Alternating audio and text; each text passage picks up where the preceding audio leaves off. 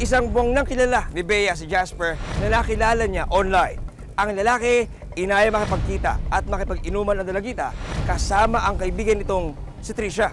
Hanggang sa gabi noong October 28, 2023, pumayag ang magkaibigan. Ano, inuman tayo mamaya? Saan? Dito sa bahay. Ano, tara? Inaman daw doon sa bahay nila. Ano, G? Tay, kasama ka agad? Kilala mo ba yan? Mamaya ka gagawin sa atin yun, ah. Ito naman, wala naman akong gagawin masama sa inyo.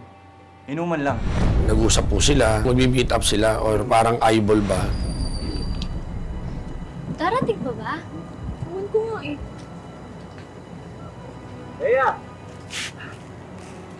Jasper? Akala ko hindi ka na dadating eh. Si Trisha nga pala, kaibigan ko. Ay, kumusta? Ano, G mamaya? G! Sakay ka na! Hindi nga ako kasya dyan, ikaw nga oh. Paano naman ako? Sige, sunod na lang kayo mamaya. Tinext ko naman na sa kanya yung address. Pero sa pagsama ng dalawang minor kay Jasper, isang masamang plano pala ang mangyayari. Nasa grade 8 na si Bea. Tubong aklan ang bata.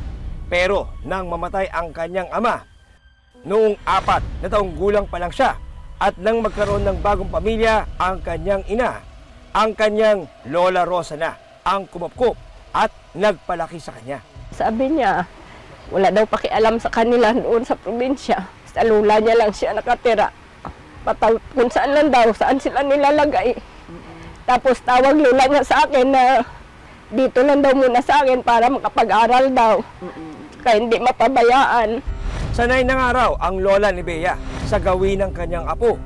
Kaya nang hindi siya umuwi ng ilang araw, inisip daw niyang sa kaibigan lang ito nakikitulog.